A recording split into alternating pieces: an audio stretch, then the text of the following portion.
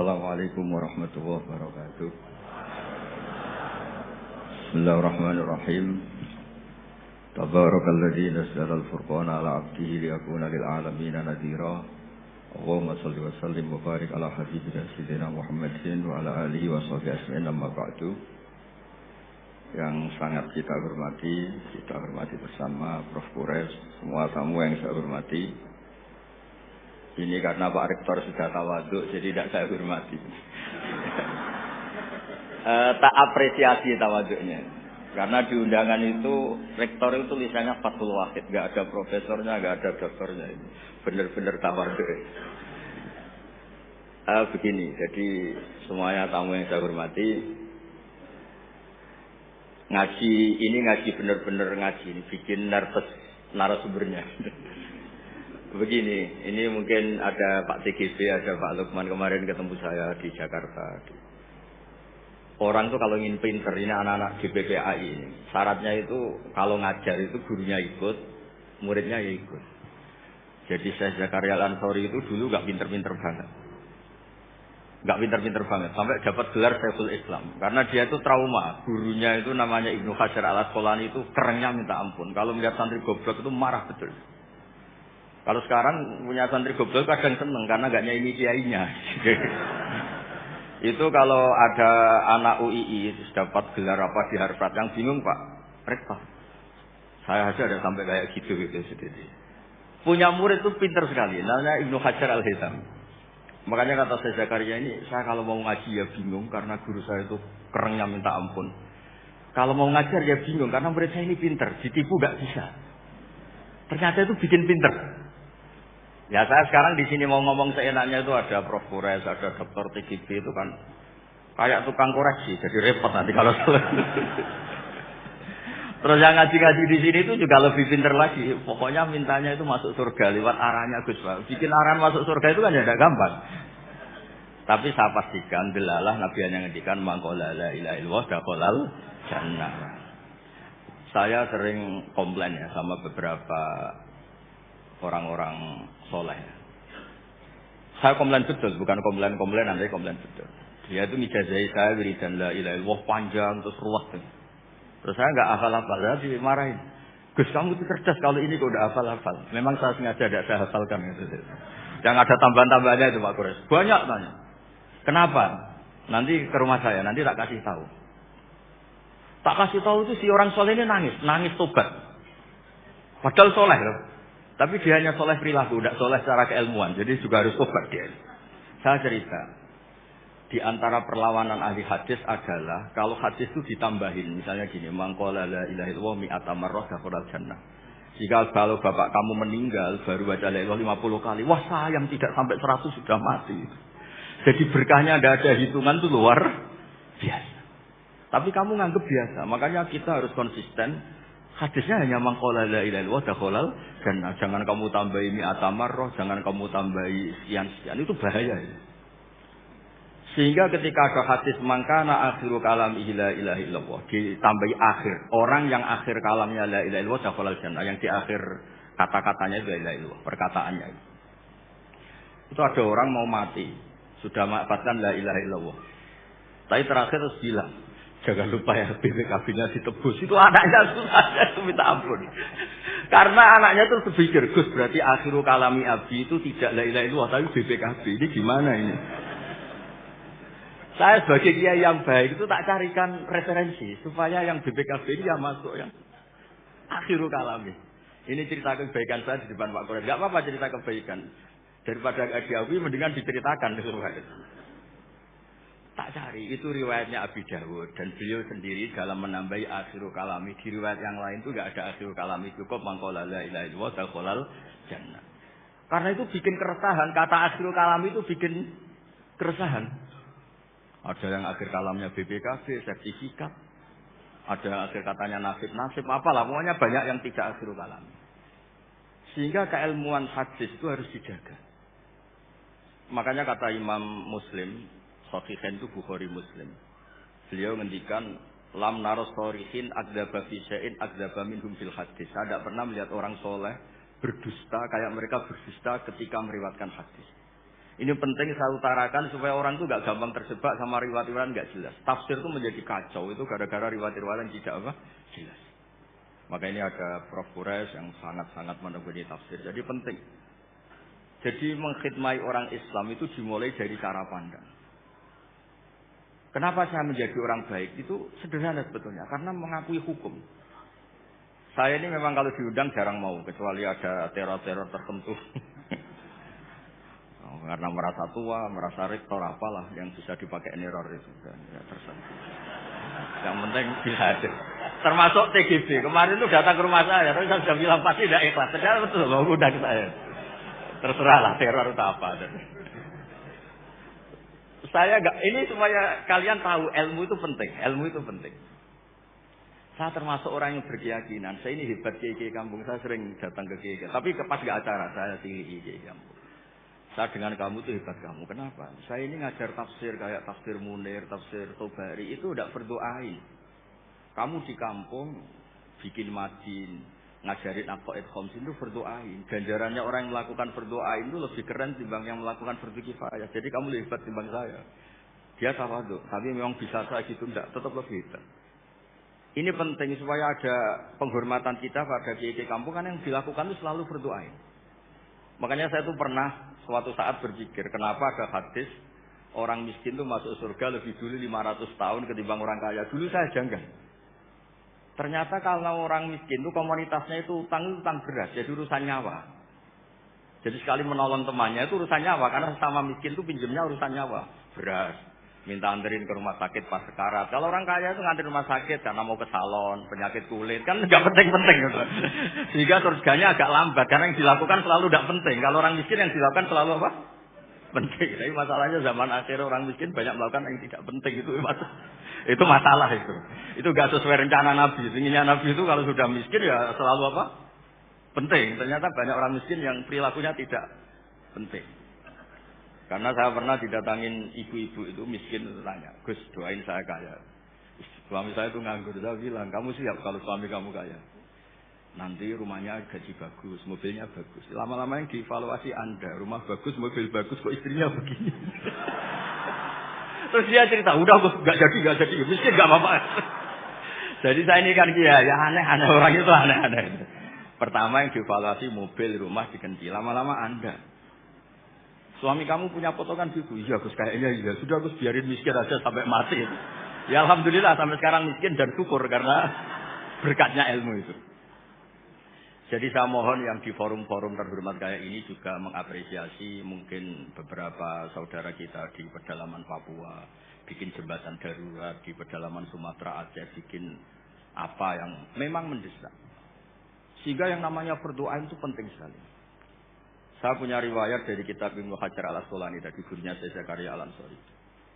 Ketika nanti di mahsyar dan secara lahir teks hadis, seorang secara lahir teks hadis itu Allah itu nimbalin Rasulullah Muhammad dan Jibril. Berarti tiga, Allah, Jibril, sama Rasulullah Muhammad.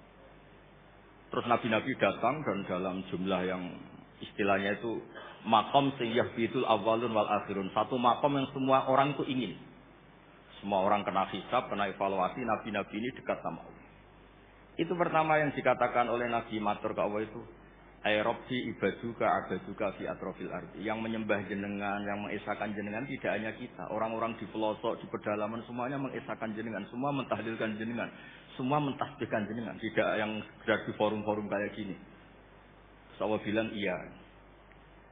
Nah sekarang itu krisis keilmuan. Karena agama ini diambil oleh, ya bisa dikatakan hal-hal yang besar.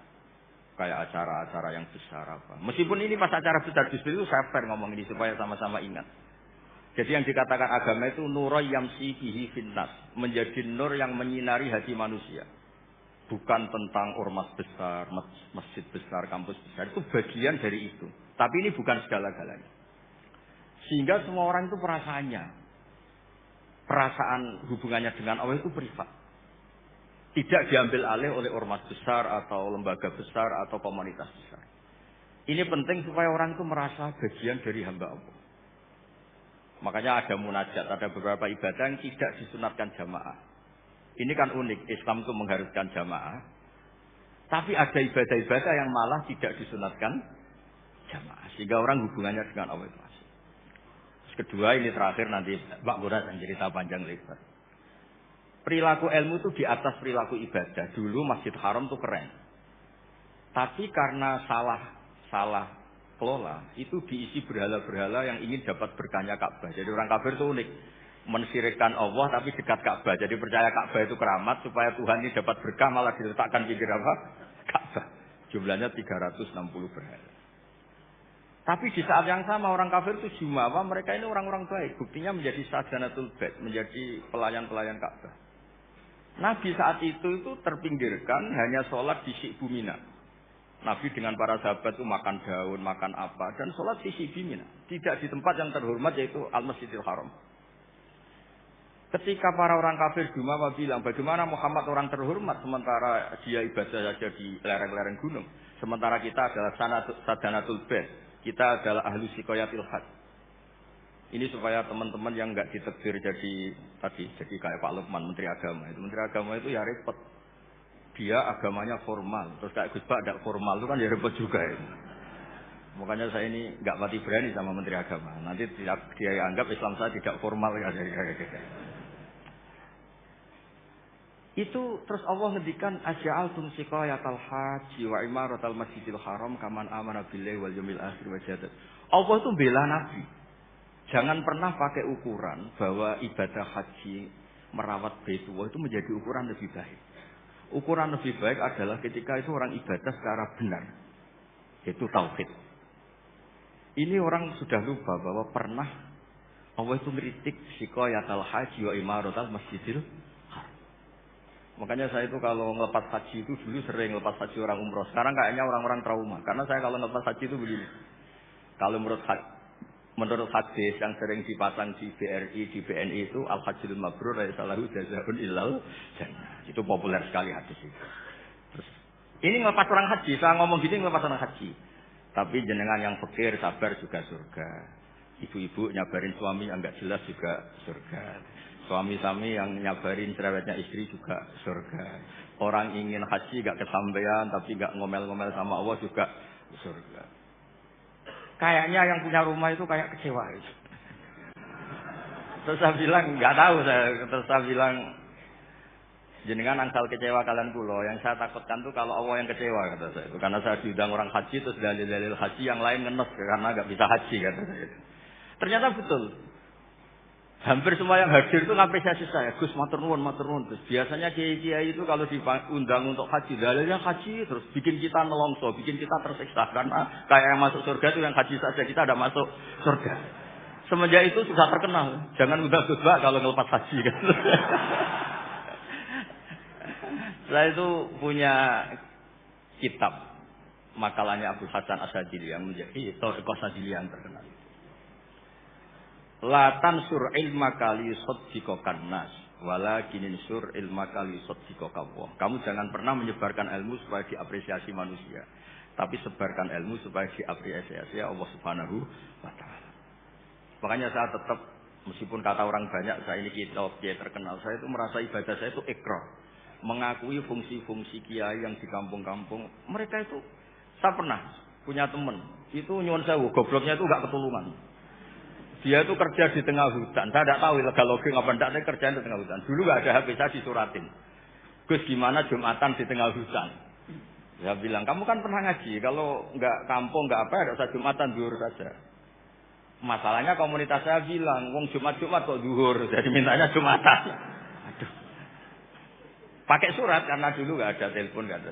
Saya bilang ya nggak apa-apa Jumatan. Dia masih punya sisa-sisa ilmu. Katanya kalau nggak 40, nggak kampung, nggak wajib Jumatan. Kamu tadi minta Jumatan, sekarang nggak mau Jumatan, ini gimana?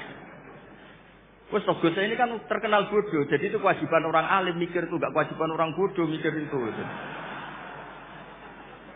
Karena dia korban teori bodoh itu penting. Kata dia nanti kalau ditanya mungkar nakir itu salah, orang bodoh kok ditanya kata. Jadi memang agak direncanakan itu. Jadi ya bodoh pinter akhirnya dia. Setiap tanya saya, masa kamu tidak bisa sendiri? Gunanya orang bodoh ya gini Gus, tinggal tanya katanya. Makanya yang hadir di sini juga penting itu. Tinggal minta resep Gus Bak, cara masuk surga, masuk sudah Gus Bak, masuk enggak penting, yang penting resepnya. Nah, akhirnya saya kan nyari-nyari gimana supaya ada Jumatan seperti itu. Nah ini yang terus saya bilang, kamu sama saya itu keren saya. Keren kamu. Kenapa Gus? Kamu nanti diholi karena pendiri masjid. Makanya saya pernah cerita ini sampai kiai itu nangis. Orang tuh kalau kiai kampung itu pendiri masjid, kadang diholi. Kalau sudah kiai top-top itu bisa aja disangoni pakai uang kotak masjid kata saya itu. Ini bukan nyindir, bukan. Supaya orang tuh ngerti lah. Jadi memang dulu Nabi itu penghormatannya sama orang yang melakukan berdoa itu luar biasa. Uwais Al-Qarni itu tetangganya sudah dosowan Nabi. Uwais Al-Qarni itu belum. Karena ibunya itu egoisnya minta ampun, nggak mau ditinggal. Kemana-mana minta digendong. Tapi Nabi malah ngendikan khairul qurun Uwais Al-Qarni. Orang terbaik tabi'in itu Uwais Al-Qarni. Umar kalau kamu ketemu minta. Karena dia fanatik mengelola fardu apa? Ain. Makanya saya mohon sama alumni UII kalau sudah di rumah di mana-mana itu nggak usah merasa kalah keren sama Pak Fathul Wahid karena jadi rektor. Pak Fathul Wahid di sini itu ya rektor, terus juga banyak yang layani, meskipun dia sopan katanya pelayan, tapi yang layani bawahnya. Gak pernah nyupir sendiri tetap. Gak pernah nyupir sendiri, gak pernah buka pintu sendiri, terus dilayani. Tapi kalau kamu di kampung, jadi kiai musola, terus miskin itu, yakinlah, pendiri. Statusnya apa? Pendiri. Bukan penerus, tapi apa? Pendiri. Pak Fathul Wahid hanya apa? Penerus. Nah itu lah kacaunya kiai kampung setelah tak kasih tahu gitu memang bener-bener sama saya terus nggak sopan. Waduh. Ya tapi saya ikhlas lah atas nama ilmu. Bener-bener nggak sopan. Waduh ini ya. Sopannya tuh pendak kalau dia iskal hukum karena sinaune serius saya tanya Gus ini hukumnya gimana? Akhirnya sopan lagi. Dia nggak bisa ilmunya nggak cukup untuk menjawab. Ya tapi apapun itu yang namanya ngaji itu pengakuan ikrar. Ya. Jadi penting. Makanya kan di antara hebatnya Rasulullah SAW itu kata Imam Ghazali, nggak ada pemimpin justru kena khitab waqfid janahaka liman ittaba'aka minal mu'minin. Muhammad, kamu harus merendahkan diri kamu liman ittaba'aka, sama orang yang ikut kamu, sama santri kamu, sama orang yang percaya sama kamu. Kayak apa Allah mendidik kekasihnya. Jadi yang disuruh sopan malah nabinya. Jadi kalau andekan di era modern Pak Fathul Wahid yang sopan sama mahasiswa itu yang penopang kampus. Kayak apa? Makanya kata Imam Ghazali, andekan mental ta'aziz atau takabur, andekan keangkuhan itu hal yang baik. Lama amarallahu ta'ala habibahu biqauli ta'ala waqfid janahaka liman ittaba'aka minal mu'minin. Nah tentang visi ya, visi itu gampangnya tadi. Agama ini kan menentukan halal haram. Zaman apapun, teknologi apapun, mesti pertanyaannya ini kalau baik ya halal, kalau buruk ya haram. Misalnya ada teknologi yang orang bisa ke Mekah 2 detik atau 2 menit. Orang tetap pertanyaannya, saat itu ibu kamu sekarat apa enggak? Anak kamu sakit apa enggak? Punya kewajiban berdoain apa enggak? Kalau punya berdoain kamu tinggal pasti orang nganggap masalah. Ya kan?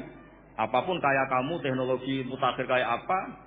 Ya seperti misalnya peristiwa kamu pejabat pas daerah kamu ada musibah banjir, kamu tinggal iktikaf di Ka'bah, tetap orang nggak anggap iktikaf itu ngawur itu mesti orang itu. Karena meninggalkan fardu apa? Ain. Saya di sini kata orang banyak kan keren, misalnya sama ahli tafsir Quraisy. Tapi misalnya saat ini istri saya sakit atau anak saya pasti dianggap ngawur itu, karena meninggalkan fardu ain. Jadi fardu ain itu menurut saya segala-galanya. Makanya saya sering ngaji di majelis saya itu saya sering cerita kata Allah dalam hadis qudsi ma taqarraba ilayya abdi bisyai'in ahabba ilayya mimma aftaratuhu alaih. Tidak ada ibadah yang paling saya sukai sebagaimana ibadah orang melakukan fardu. Jadi fardu ain ini adalah konstitusi. Berarti orang-orang yang sekarang nyari makan untuk keluarga dan statusnya fardu ain itu lebih keren ketimbang misalnya orang nyari kekayaan untuk rofahiyah, untuk takmilah, untuk penyempurnaan, untuk sekunder. Nah di sini pentingnya peletaan hadis orang miskin itu masuk surga lebih dulu 500 tahun ketimbang orang kaya. Tapi saya bilang ke santri-santri saya, tapi jangan kamu berpikir kalau Bilal itu surganya lebih dulu ketimbang Abu Bakar. Karena Abu Bakar ini jauh punya kebaikan di luar kebaikan sabar sama miskin, yaitu fungsinya menjadi fondasi Islam, yaitu Abu Bakar. Kalau ingin menjadi orang miskin yang cepat masuk surga tadi, semua perilaku Anda adalah berdoain. Semua perilaku Anda adalah itu kan ya berat. Ya jadi saya mohon masalah teknologi, masalah apa, yakinlah sama Islam, pasti hukum tertingginya itu kalau maslahat ya baik, kalau madarat ya haram. Sehingga kamu nggak usah. Misalnya ada orang pakar bom, bisa punya bom yang satu kali ledakan bisa menghancurkan dunia. Ya hukumnya itu ihsan, kalau ihsan itu haram. Kalau haram ya nggak prestasi, kan gampang, kan nggak perlu ribet-ribet. Ya saya kira demikian sebagai mukaddimah saya, nanti Prof. Kores yang harus. Assalamualaikum warahmatullahi wabarakatuh. Waalaikumsalam warahmatullahi wabarakatuh. Terima kasih Gus Bek. Selanjutnya kami mohonkan Prof. Kores untuk memberikan tausiahnya. Ya.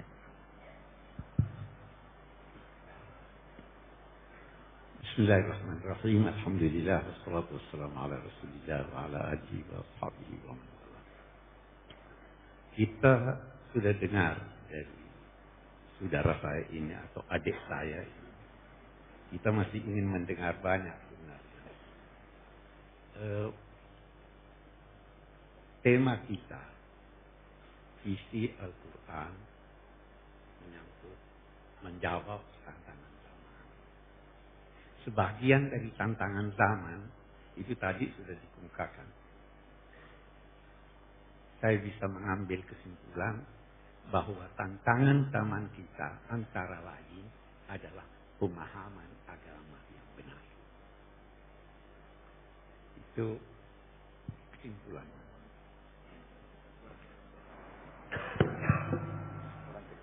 Kurang dekat. Oke. Jadi saya ulangi, saya mengambil kesimpulan dari apa yang dikemukakan oleh Gus Bahar tadi, bahwa tantangan kita antara lain adalah pemahaman agama yang benar. Kita bisa lanjutkan ini dengan mengambil kesimpulan umum, nanti saya akan berusaha merincinya. Tantangan kita itu adalah zaman itu sendiri. Zaman mempunyai tantangannya. Karena zaman berubah. Perubahan zaman itu menuntut kita untuk menyesuaikan diri dengan perubahan, tetapi tidak keluar dari nilai-nilai ajaran agama. Ini yang sulit. Nah, mari kita lihat, kalau kita kembali ke Al-Quran, mari kita lihat pokoknya apa, nanti kita lihat ujungnya di mana. Ini mengundang kita untuk bertanya, kita ini diciptakan Tuhan untuk apa tuh? Kita dapat jawabannya dari Al-Quran, inni ja'ilun fil ardi khalifah. Khalifah itu adalah petugas, bisa kita katakan mandataris Tuhan. Petugas yang ditugaskan Allah untuk mengelola bumi ini sesuai dengan nilai-nilai yang dikehendaki. Nah, ini khalifah fil ardi. Khalifah. Malaikat bertanya, ataj'alu fiha man yufsidu fiha wa yasfiku dima? Apa kamu akan menciptakan makhluk yang merusak di bumi? Tuhan tidak jawab pertanyaan malaikat itu dalam bentuk firman. Dijawabnya, apa katanya? Wa 'allama Adamal asma'a kullaha. Adam diajar Allah semua nama-nama. Kalau kita kembali ke ulama tafsir, itu banyak sekali. Saya ingin mengambil kesimpulan begini. Kita mahasiswa, kita belajar, kita dosen, kita bekerja. ilmu yang paling perlu Anda ketahui adalah ilmu yang tidak menjadi baik tugas Anda kecuali mengetahuinya. Anda dosen bahasa Inggris, tidak menjadi baik pengajaran Anda kecuali kalau Anda paham benar bahasa Inggris. Anda tidak dituntut belajar bahasa Cina. Anda tidak dituntut belajar kedokteran. Tapi kalau Anda tugas dokter harus tahu semua apa yang berkaitan dengan kedokteran, paling tidak menyangkut spesialisasi Anda. Tidak usah belajar ilmu yang kalau Anda tidak tahu, tidak bertambah kebodohan Anda. Saya mengajar, katakanlah saya mengajar tafsir. Saya tidak tahu itu bagaimana memperbaiki mobil. Kalau saya tidak tahu, saya tidak tambah bodoh. Nah, jika demikian, apa yang diajarkan Tuhan pada Adam itu? Asma'akullah. Segala sesuatu yang berkaitan dengan kesejahteraan umat manusia di dunia ini dan berkaitan dengan pemeliharaan alam raya ini. Itu yang diajarkan. Ini nanti yang menjadi menurun. Diajarkannya itu dalam arti diberi potensi untuk itu. Kita harus kembangkan. Menarik kalau kita lihat lebih jauh. Itu kan Tuhan berkata, malaikat berkata apa? Kami bertasbih. Kata Syekh Muhammad Rasulullah, kalau malaikat ditugaskan di bumi ini, tidak akan terjadi perkembangan. Karena mereka tidak punya inisiatif. Kerjanya cuma zikir, zikir, zikir. Ada yang cuma duduk, duduk, duduk. Memang manusia ini bisa salah, bisa berdosa. Karena dia punya inisiatif. Kalau Anda tidak punya inisiatif, kalau Anda takut salah, tidak. Jangan khawatir salah. Nanti Adam kan disuruh masuk ke surga. Dosa enggak? Dosa dia. Tapi sebelum dia minta maaf, Tuhan sudah maafkan dia. Fatalaqa Adamu min Rabbihi kalimat fataba alaihi. Allah mengilhami dia kalimat-kalimat, lalu Allah kembali kepadanya. Jadi Allah lebih dulu kembali. Tidak usah khawatir salah. Hanya diingatkan. Kenapa sih Adam itu tergoda di sana? Allah sudah beritahu Adam, jangan sampai kamu tergoda oleh iblis. Menarik ini lagi kita lihat. Waktu Tuhan berfirman pada Adam, la yukhrijannakuma minal jannati fatashqa. Jangan sampai setan ini, iblis ini menjadikan kamu keluar dari sorga sehingga engkau, wahai Adam, akan bersusah payah. Dia tidak berkata kamu berdua. Kenapa? Fatashqa, dia kata fatashqa ya. Karena suami berkewajiban memenuhi kebutuhan istrinya dalam 3 hal pokok. Apa itu? Disebut kebutuhan pokok manusia.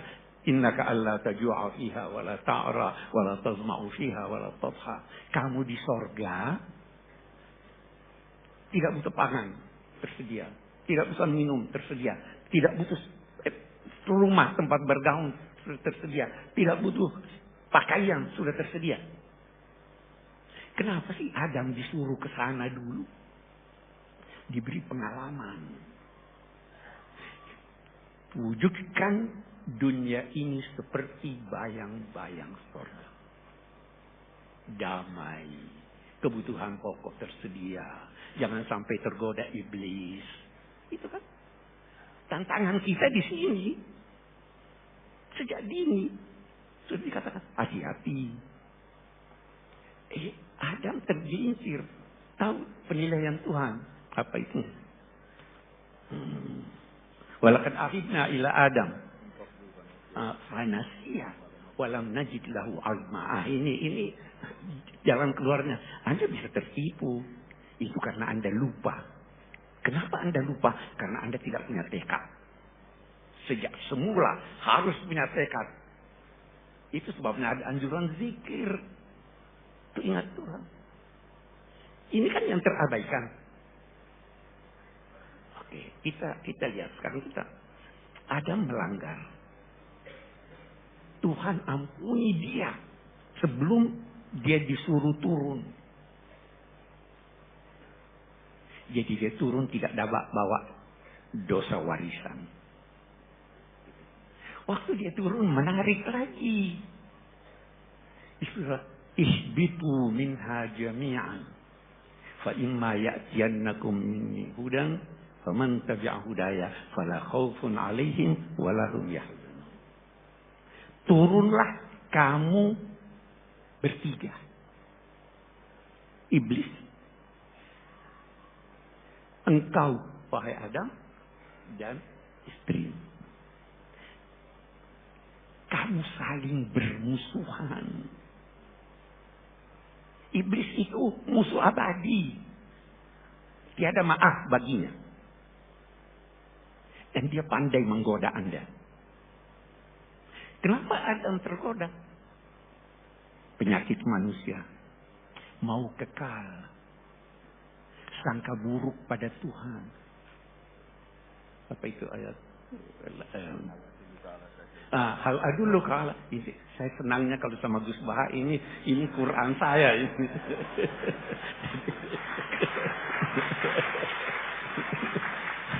Hal adulluka ala syajaratil khuldi wa mulkin la yabla. Mana hakuma rabbukuma antilkuma syajara illa an takuna malakai. Takuna minal khalidin. Itu setan menanamkan buruk sangka pada Tuhan. Itu kamu dilarang dekat itu karena Tuhan tidak mau kamu jadi malaikat. Karena Tuhan tidak mau kamu kekal. Jangan pernah buruk sangka pada Tuhan. Ya, ini tuntunan yang kita bawa ke dunia nih. Nah, ihbitu minha jami'an. Turunlah. Anak cucunya menghadapi dunia ini paling tidak ada 3 sikapnya. Dunia hebat sekali ini. Sampai-sampai Imam Ghazali ada yang berkata dia tergelincir ketika berkata laisa fil imkan abda'u mimma kan. Tidak bisa lagi lebih indah dari ini. Maksudnya Imam Ghazali tentu bukan mengurangi kuasa Tuhan, tapi saya tidak akan terangkan itu. Indah sekali. Ada manusia waktu dia lihat alam raya ini semuanya indah, semuanya benar, semuanya baik. Kena angin sepoi baiknya, kehausan dapat air minum baiknya. Ini kok begini baiknya? Maka dia berusaha mencari apa yang terbaik dan menghimpun ketiganya. Di situ dia menemukan Tuhan. Nah, ini yang baik. Mencari yang benar melahirkan ilmu.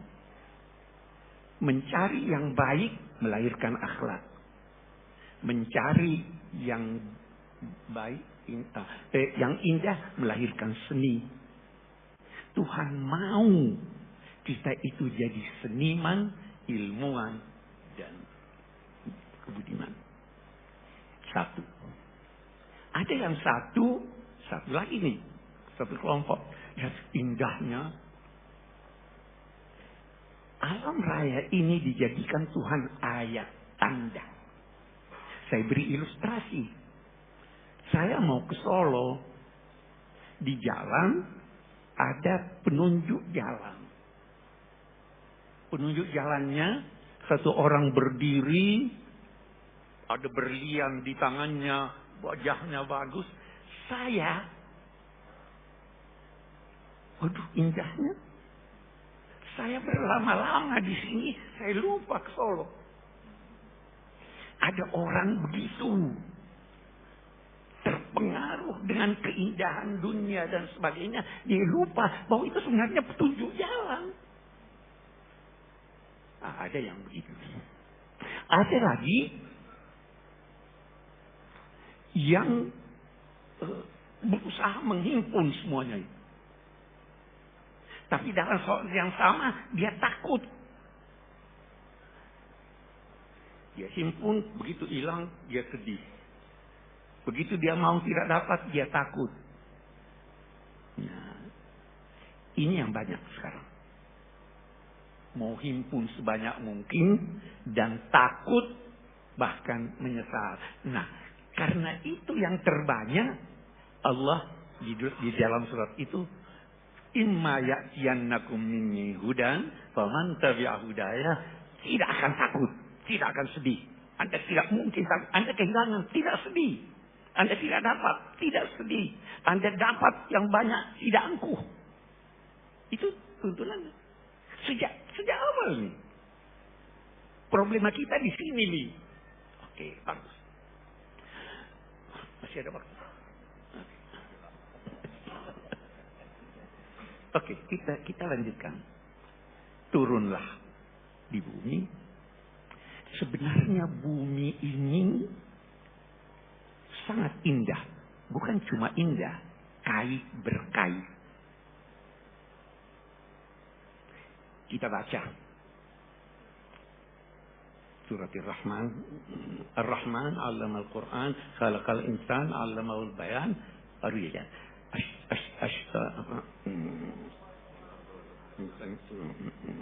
Wan najmu wasyajaru yasjudan was samaa'a rafa'aha wa wada'al mizan alla tatghaw fil mizan. Kita lihat. Ini cobalah pandang bumi ini. Bagaimana dia kait berkait. Pohon yang memiliki batang berdampingan dengan rumput. Pohon yang besar tidak menzalimi yang kecil. Yang kecil tidak ganggu yang besar. Ada keserasian. Ada keserasian antara manusia dan pohon. Betul? Kita menghirup apa toh? Oksigen dilahirkan oleh pohon. Pohon membutuhkan karbon, kita keluarkan. Ada kerjasama. An-najmu wasyajaru yasjudan was-samaa'a rafa'aha wa wada'al mizan. Langit ditinggikannya, tapi dia menetapkan timbangan supaya teratur jalannya ini. Wal arda wada'aha lil anam. Ya. Untuk apa ya Allah itu semuanya? Alla tatghaw fil mizan. Jangan kalian melakukan sesuatu yang tidak benar menyangkut timbangan itu. Ini kenapa terjadi bencana? Boleh jadi yang di Aceh, di Sumatera itu karena ulah kita. Al-Quran sudah menyatakan. Saya tidak mau menuduh. Tapi boleh jadi.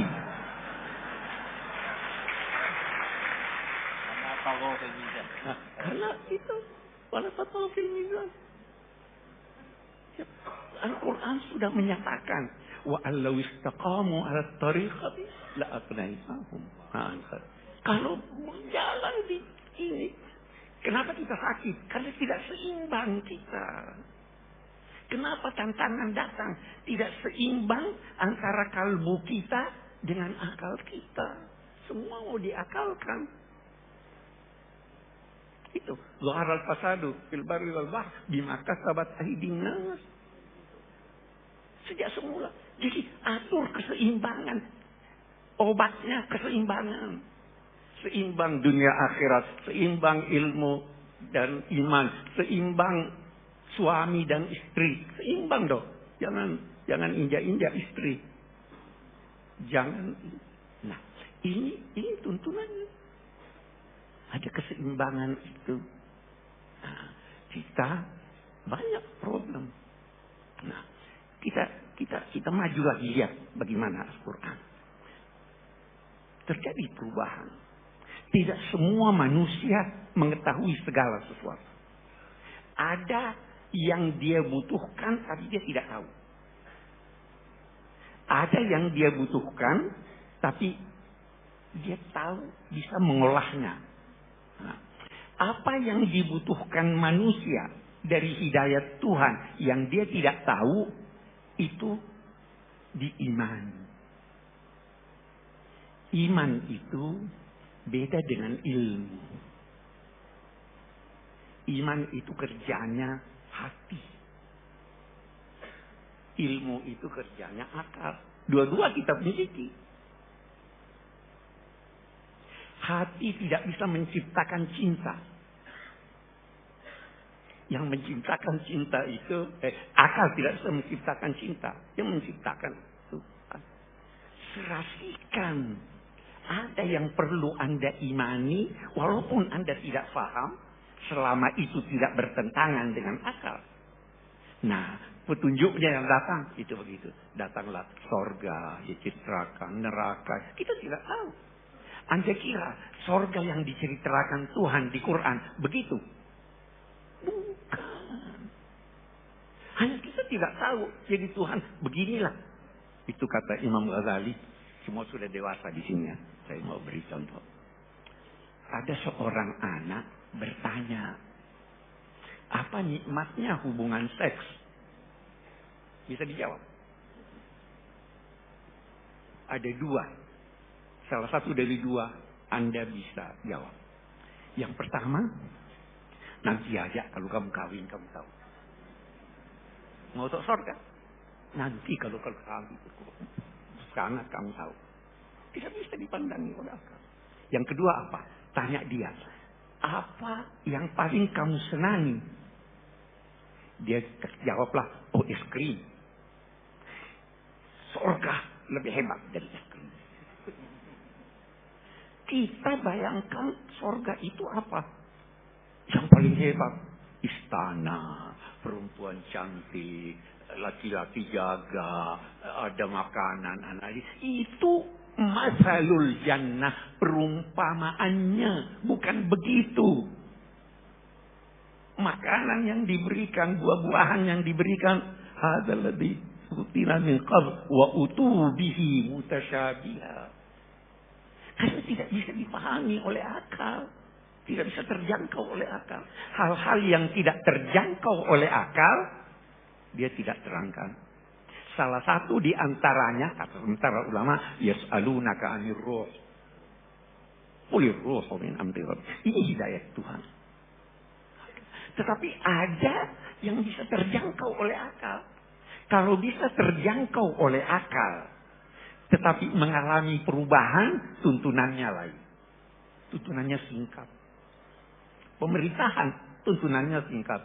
Syura, persamaan antar manusia, keadilan. Perdagangan, hanya sekian ayat. Karena itu terjangkau oleh akal.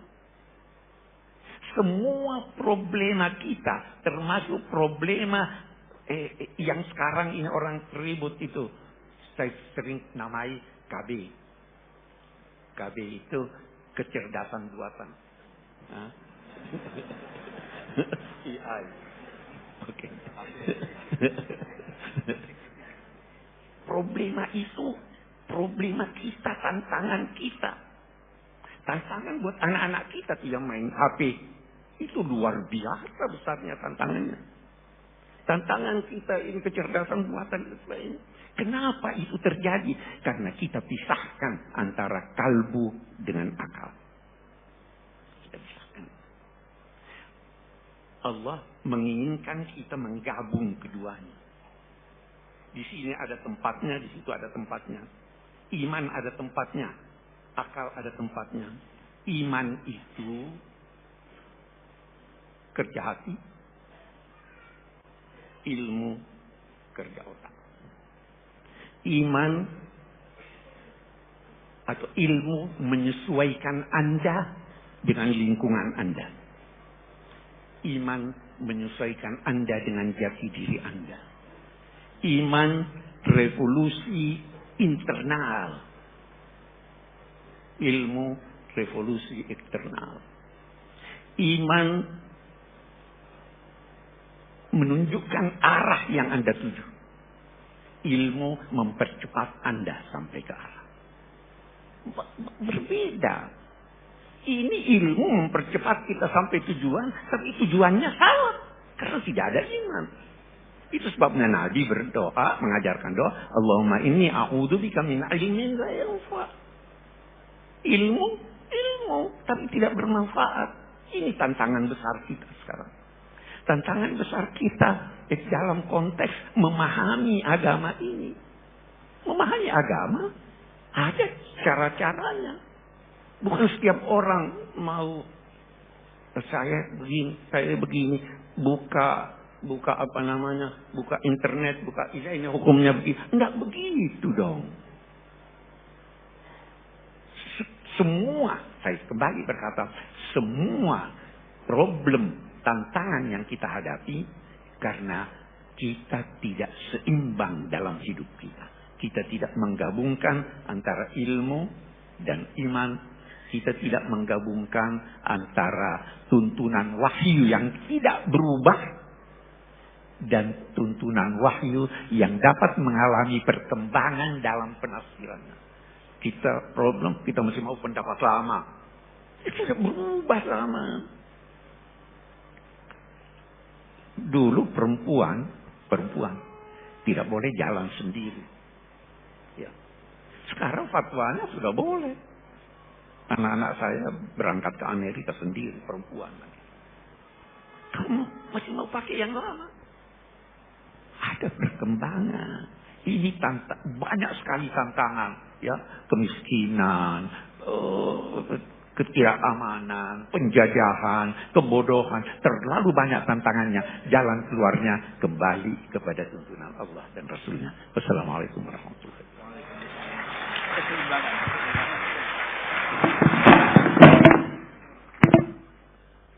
Baik, terima kasih Prof. Quraisy. Itu Bapak, karena ini tidak seminar, jadi tidak perlu saya simpulkan. Nah, jadi tadi banyak kata penting, poin penting yang bisa kita ingat, dan kita akan buka sesi pertanyaan. Mohon pertanyaannya sesuai dengan tema. Dan mungkin singkat padat dan nanti menyebutkan nama dan asalnya. Saya sedang mencari satu. Kemudian putri satu ya. Putri satu yang dekat tiang. Dua. Oh, banyak banget. Banyak ya. Dijawab rektor aja ya.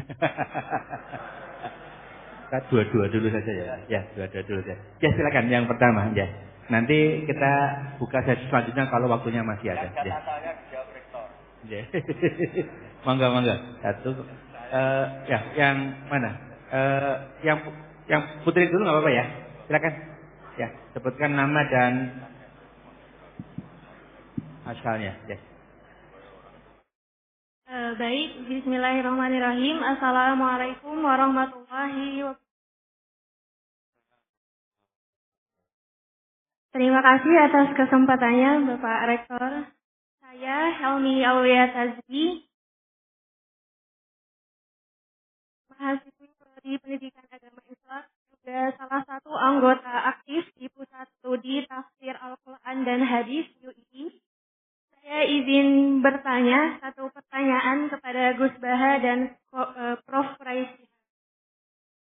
Jadi, belakangan ini terdapat beberapa tulisan opini dan penelitian yang menyebutkan bahwa di Indonesia ini mengalami krisis keteladanan dan menurunnya moral yang disebabkan oleh media sosial, diantaranya konten pornografi, kekerasan, dan budaya viral.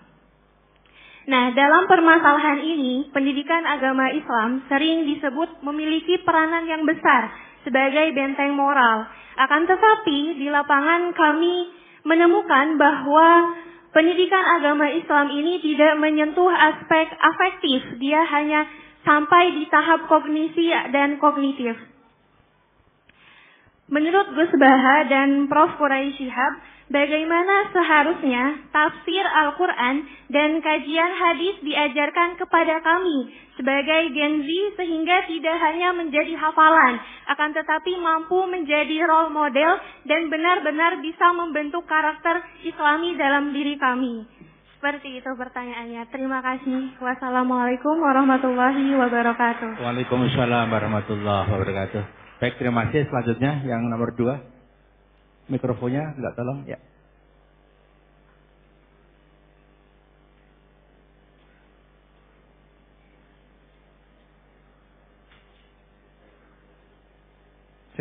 Ya, bismillahirrahmanirrahim. Assalamualaikum warahmatullahi wabarakatuh. Waalaikumsalam warahmatullahi wabarakatuh. Ya, perkenalkan saya Vini Pratama, pengajar di Teknik Mesin Universitas Islam Indonesia. Jadi berkaitan dengan hati dan akal, Ustaz. Jadi kan kalau di teknik mesin itu sepertinya yang kami pelajari itu tidak berkaitan dengan hati ya. Karena yang kami pelajari tentang mesin gitu kan. Nah, sehingga yang saya tanyakan itu, kalau kita lihat di Al-Quran itu kan hati itu diterjemahkan sebagai qalb kan, qalb. Nah, cuma yang saya tanyakan, qulubu yaqilun kan, hati itu hati yang berakal ya, atau hati tapi sedang berakal gitu kan. Nah, saya jadi bingung bagaimana kita memahaminya ya. Jadi hati itu ternyata menggunakan akal ya. Mungkin itu pertanyaannya, seperti apa kita bisa memahaminya ya. Billahi taufiq wal hidayah. Assalamualaikum warahmatullahi wabarakatuh. Waalaikumsalam warahmatullahi wabarakatuh. Baik, ada 2 pertanyaan Prof. Quraisy dan Gus Baha. Yang pertama terkait dengan bagaimana mengajarkan Al-Quran dan hadis kepada Gen Z, anak muda, supaya supaya moralnya, akhlaknya ini tertata. Kemudian yang kedua terkait dengan qalb. Tapi kenapa kok apalah yaqilun, kira-kira gitu ya. Oke, baik. Silakan.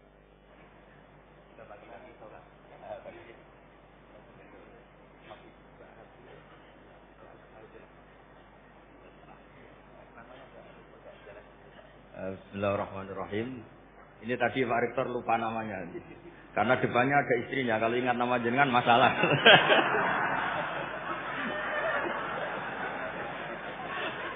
Bener-bener sangat Indonesia. Suami-suami takut istri.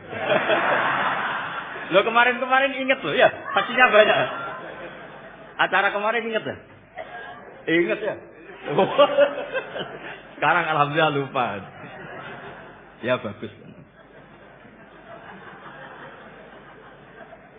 Begini ya, dari sekian acara Bapak saya itu sering mengajarkan kalau ada hal-hal yang mubah, yang enggak maksiat lah. Kok kamu seneng tuh nikmati betul. Karena orang tuh sampai cari kesenangan lewat maksiat tuh karena enggak bisa nikmati sesuatu yang dibolehkan Allah. Jadi penting memang menikmati yang dibolehkan Allah itu penting. Saya dulu itu ya janggal melihat Bapak, apalagi Mbah Mun guru saya itu sering guyon, sering ceria, kadang semalaman tuh gojol-gojolkan sama teman-temannya. Terus beliau cerita, banyak orang yang malam ini berjuang untuk tidak dugem, tidak maksiat. Itu kalau berjuang sendiri berat. Kalau asik jagongan, makan-makan, masak-masak, itu terus asik.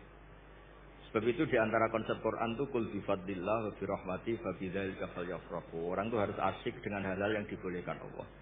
Itu sebabnya saya menyaksikan sendiri guru-guru saya, bapak saya, Abi Quraisy, semuanya orang-orang yang ceria.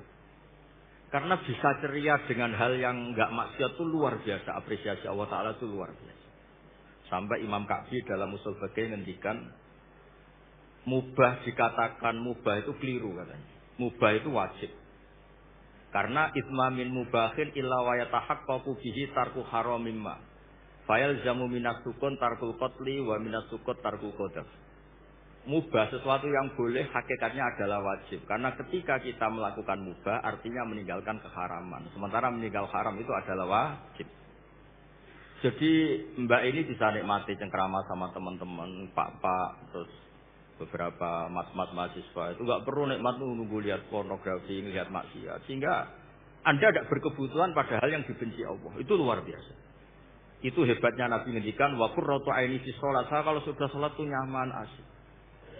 Dulu itu banyak orang yang janggal sama saya. Saya itu sering belajar, sampai sekarang belajar. Itu dulu ya istri saya itu rival beratnya itu katanya kitab saya. Tapi alhamdulillah gak dibakar. Dulu Imam Sibawa itu kitabnya dibakar karena belajar terus istrinya gak diurusin. Dia pergi ke toko, pulang kitabnya dibakar semua karena istrinya cemburu. Dikira disayang malah dicerai. Jadi menikmati hal yang boleh itu bagian dari keinginan syariat. Makanya saya sering cerita riwayat meskipun gak sokai banget tapi digunakan ulama. Inna min khiyari ummati qauman yattaquna jahran min saati rahmatillah. Di antara umatku yang baik adalah selalu tertawa karena nikmati luasnya rahmat Allah. Saya dulu ya janggal melihat bapak itu. Kalau ada orang miskin, rokok satu, ngutang lagi, ngopi, nyatet lagi, ngutang lagi. Tapi meletenya minta ampun dulu. Bapak tuh senengnya bukan main sama orang itu. Saya tanya, kenapa seneng? Itu sekali gak nikmati hidupnya, gugat Tuhan itu. Iri sama Pak Rektor, sama Menteri, repot itu. Biar dia bangga dengan dirinya sendiri. Semoga itu cara dia tetap mengakui Tuhan sebagai Tuhan. Karena orang-orang miskin kalau digugat itu wah ngeri itu. Itu kan ya coba misalnya orang kalau susah itu kan ngomongnya sekenanya. Wah enak kiai itu gini dapat uang, dapat kehormatan, saya dapat apa? Tapi berkahnya dia nikmati ngopi, rokok, utang itu dia bingung-bingungnya sendiri, punya dunia sendiri malah selesai. Makanya Imam Malik ketika digugat banyak dakhum wa masona biar sudah asal gak maksiat biarin.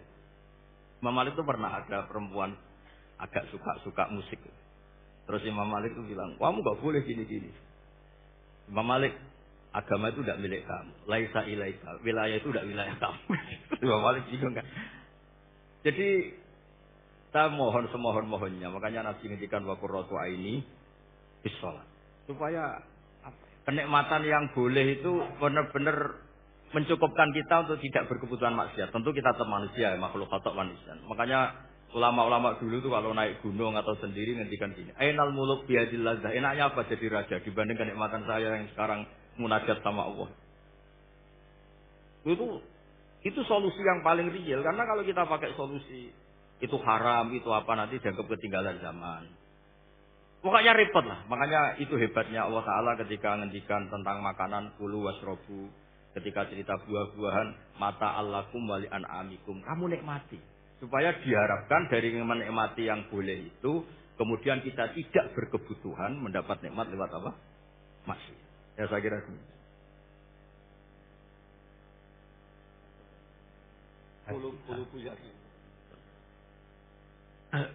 Baik.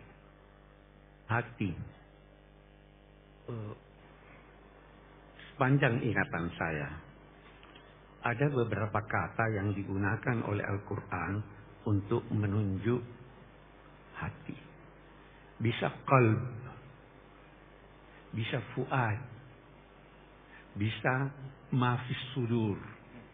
Itu beda-beda maknanya. Ja'ala lakum sam'a wal absara wal afidah. Allah menganugerahkan kepadamu mata, sam'a telinga. Dia sebut telinga dulu karena telinga yang pertama berfungsi. Baru mata. Telinga tunggal. Karena apa yang Anda dengar, yang di sana, di sini sama. Jadi tunggal. Absar, pandangan berbeda-beda. Yang dari sana melihat sini lain, dari sana melihat sini lain. Baru al-afidah. Afidah juga berbentuk jamak. Apa itu afidah? Kita sebelum sampai sana, ja'ala lakumus sam'a wal absara wal afidah. Akhrajakum min butuni ummahatikum la ta'lamuna syai'a. Kamu dilahirkan tidak tahu apa-apa. Maka dia berikan kamu telinga supaya tahu, diberikan kamu mata supaya tahu, dan diberikan kamu hati. Nah, ini yang berfungsi mengetahui. Yang di dalam dada ini itu ada 3 dari segi isinya.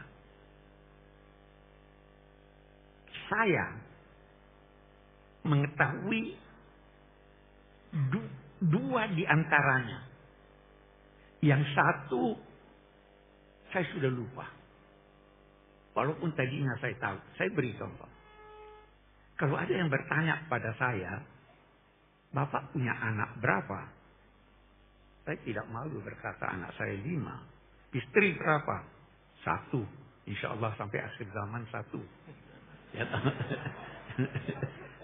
ya kan? Itu ada di dalam hati saya. Dan saya tahu itu. Dan saya tidak malu untuk menyampaikan pada Anda. Yang kedua, ada di dalam hati saya tahu, tapi saya tidak mau Anda tahu. Ada enggak itu? Nah, itu di dalam dada. Ada lagi di dalam dada. Saya tanya, pernah ingat waktu lahir? Sekian banyak hal yang kita tidak tahu lagi. Yang kita pernah alami, tapi kita sudah lupa. Tapi itu masih ada di dalam hati. Nah, ini dalam konteks bertanggung jawab di hari kemudian. Itu kalau kita katakan qalb itu dari asal kata yang berarti berbolak-balik. Tidak konsisten. Bisa begini, bisa begitu. Tergantung dari kondisi dan pengalaman pendidikan dan sebagainya. Saya mau tanya, hati nurani itu pasti benar atau tidak? Banyak orang bilang, oh itu sesuai hati nurani. Hati nurani itu dibentuk oleh pendidikan. Dibentuk oleh pengalaman. Itu hati nurani. Hati nurani kapitalis tidak lebih bersih atau lebih kotor dari hati nurani. Gitu. Hati nurani Socrates yang melecehkan perempuan dalam beberapa tulisannya tidak lebih busuk daripada yang melecehkan. Karena hati anak itu kalau kita panjang kalau kita mau cerita. Kecerdasan buatan itu tidak punya hati nurani. Tidak punya kalbu. Tidak merasa. Bagaimana kita mau berinteraksi dengan sesuatu. Apalagi dalam konteks agama. Dengan sesuatu yang tidak punya perasaan. Tidak punya kecerdasan spiritual. Ya kan? Tidak punya kecerdasan emosi. Ini. Tapi. Nah ini problema kita sekarang. Semuanya mau kembalikan saja sini. Ada manusia yang kenal Anda. Yang bisa memberi kepada Anda putusan sesuai kemaslahatan Anda. Oke. Saya mau cerita. Atau tidak salah terlalu panjang kalau saya cerita. Terima kasih. Berapa Pak? Jadi. Masih lama. Nabi. Atau tidak usah. Saya langsung. Oke, saya harap bisa dipahami maksud saya. Ada seorang penguasa di bulan Ramadan di siang hari campur dengan istrinya. Oke. Dia datang pada Pak Kiai. Pak Kiai, saya begini, apa jalan keluarnya? Pak Kiai bilang, kamu harus puasa 2 bulan berturut-turut. Kenapa begitu Pak Kiai? Dia bacakan ayat. Dia bilang, ini kan Tuhan juga berkata boleh memberi makan 60 orang atau memerdekakan budak. Dia bilang, kalau saya putuskan buat kamu memerdekakan budak, tiap hari kamu mau melanggar. Karena punya. Jadi jawaban itu disesuaikan. Anda harus kenal siapa yang bertanya. Kalau ada yang bertanya pada Anda, 2 orang bertanya pada Anda, saya boleh berenang di laut? Kamu tidak boleh. Kamu boleh. Kenapa kok dibedakan? Kamu pandai berenang, ini tidak pandai berenang. Itu kecerdasan buatan bisa tahu itu. Tidak bisa. Ada yang kita bisa gunakan dalam batas-batas tertentu, ada yang memang tidak bisa. Jangan semuanya lantas. Anda tidak ngerti apa-apa, buka itu udah begini. Enggak. Saya kira itu ya. Baik. Terima kasih Bapak dan Pak Kures. Kita buka sesi selanjutnya. Saya sedang mencari ini.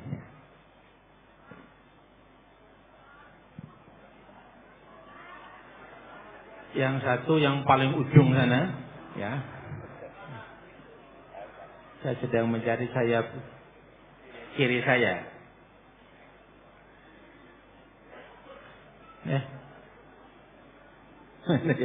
Oh yang depan ya, yang depan ruang batik ya. Dua dulu ya, dua dulu. Dimulai dari situ dulu ya, silakan. Ya.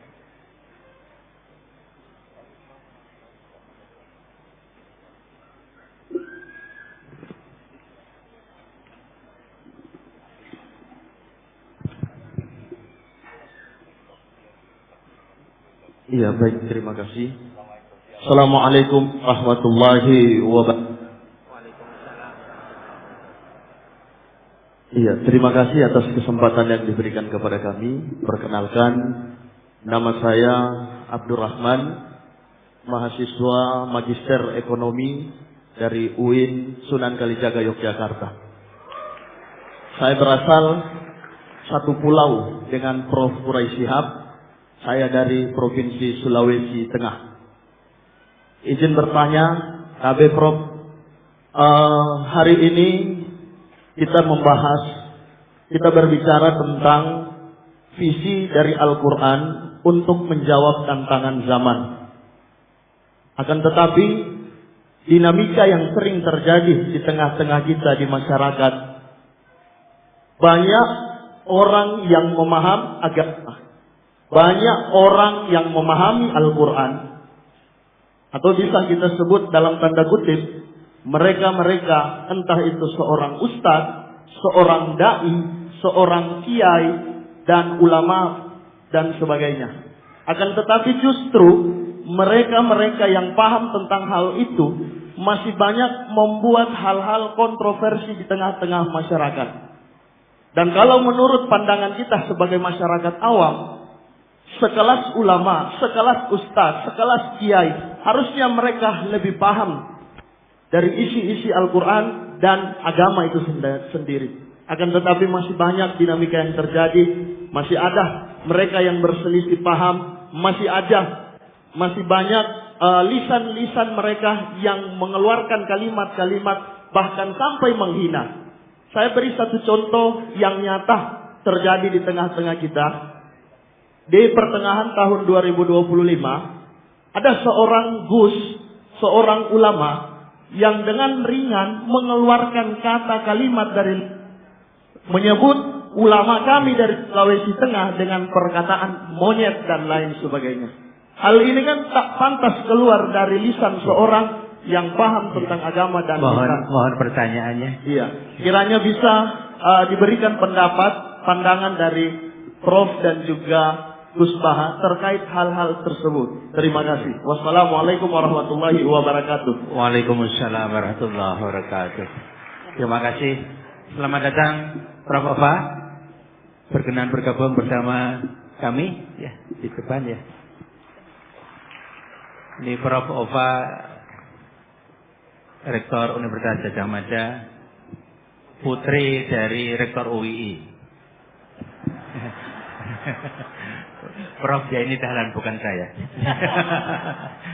Baik, selanjutnya yang pertanyaan kedua tadi yang di ujung sana tadi, mana tadi? Di yang sini, pakai ya.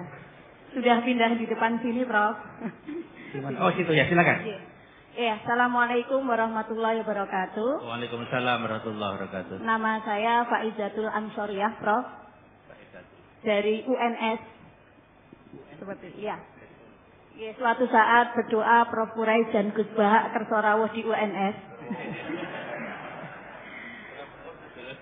Tadi sempat tersindir karena meninggalkan fardu ain ngajar hari ini.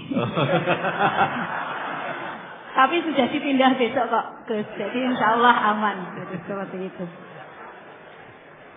Ada banyak pertanyaan karena sudah bercita-cita lama sowan ke Prof. Quraisy dan Gus Baha hari ini. Baru lihat tadi malam posternya langsung dengan teman saya, satu dari FISIP UNS Prof. Kita langsung berangkat pagi ini, sempat terdampar di lantai 3 tadi, tapi semangat 45 pindah ke bawah, akhirnya dapat tempat duduk meskipun di belakang.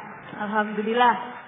Pertanyaan saya sebelum ke sesuai yang visi Al-Quran menjawab tantangan zaman, karena itu memang menjadi problematika kami sebagai pendidik, terutama di perguruan tinggi. Satu pertanyaan saya yang sangat menggelitik dari dulu kalau bisa soal Gus Baha. Saya pernah ditukani Gus Baha dulu terkait dengan zakat Gus, dan saya laksanakan sampai hari ini insya Allah. Pertanyaan saya yang sering muncul di IG atau apapun itu pernyataan ngendikanipun Gus Baha yang terkait seperti ini. Hidup itu mudah. Yang penting jangan maksiat dan bermanfaat untuk orang lain. Tapi itu kan susah, Gus.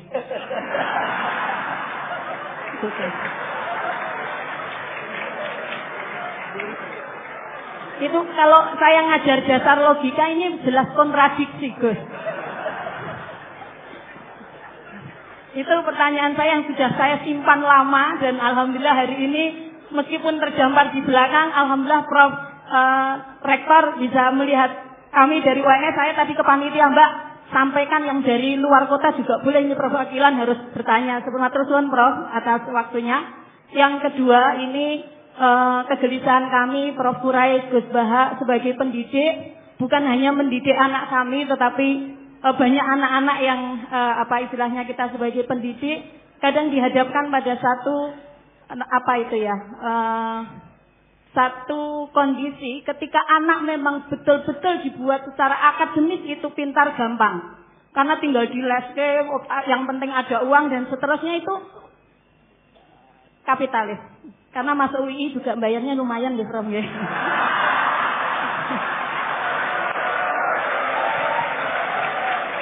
Jadi pertanyaan saya secara ringkas seperti ini. Kadang dilema kami sebagai pendidik ditanyai orang tua ataupun di masyarakat, ketika anak-anak betul-betul dididik secara akademis, kadang waktunya habis, tidak ada lagi waktu untuk sosial, apalagi untuk berkenal dengan tetangga, apalagi mengetahui beban orang lain. Tetapi ketika kita juga mendidik anak-anak kita untuk sosial dan sebagainya, secara akademis akan tidak semelesat orang-orang yang dididik secara akademis itu. Nah, ini Al-Quran menjawab kegelisahan kami pada orang-orang tua seperti ini. Bagaimana? Itu saja. Yang terakhir bukan pertanyaan. Saya nyuwun doanya untuk Prof. Quraisy, Gus Baha dan semua yang hadir di sini, bahwa kami para pendidik ini masih bisa tetap mempertahankan prinsip mendidik sesuai dengan zamannya. Matur suwun, waktunya. Assalamualaikum warahmatullahi wabarakatuh. Waalaikumsalam warahmatullahi wabarakatuh. Terima kasih, karena tadi UI disenggol, saya senggol balik. Di UI Bapak, itu tiap tahun kami memberikan beasiswa sekitar 1.500 paket. Saya jawab, Prof. Anak saya semoga besok dapat beasiswa. Amin. Ada untuk apa? Ada untuk yang hafiz, untuk pondok pesantren dan lain. Silakan ketik pmb.ui.ac.id. Baik Ibu Bapak, yang sebelum ini menyampaikan tadi ada yang menarik Gus Baha sama Prof. Quraisy. Ini terakhir minta doa. Karena tadi Gus Baha pagi tadi bilang, sekarang sama Kiai tidak minta doa, minta selfie katanya. Nah, ini tadi minta doa, alhamdulillah.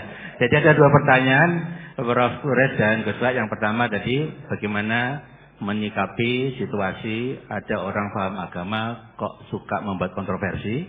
Kemudian yang kedua, jadi ada dua pertanyaan. Hidup itu mudah, yang penting jangan maksiat, itu kan susah Gus, kira-kira gitu. Kemudian pertanyaan kedua adalah bagaimana ini dilema mendidik anak antara akademik, agama, sosial dan lain-lain. Ya. Monggo dimulai dari Gus Baha ya. Ya, yang anak muda. Bismillahirrahmanirrahim. Tadi yang tetangganya Pak Quraisy yang jawab saya, kalau sama tetangga nanti basa-basi.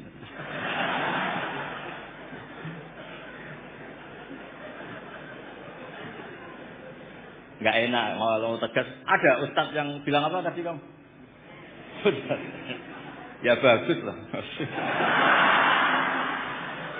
Artinya bagus itu di luar ustadz dia juga manusia, mungkin pas manusia. Jadi ya biasa aja. Jadi keunikan agama ini adalah yang maksum, yang terjaga dari salah itu hanya Nabi Muhammad SAW. Sehingga kesalahan-kesalahan manusia itu bisa dua. Bisa saja ustadz itu salah. Bisa saja yang salah itu Anda mengustadkan dia yang sebetulnya ada ustadz. Jadi, mengustadkan orang yang sebetulnya tidak ustadz. Jadi, kalau Pak Kures nggak sampai hati karena Anda orang Sulawesi.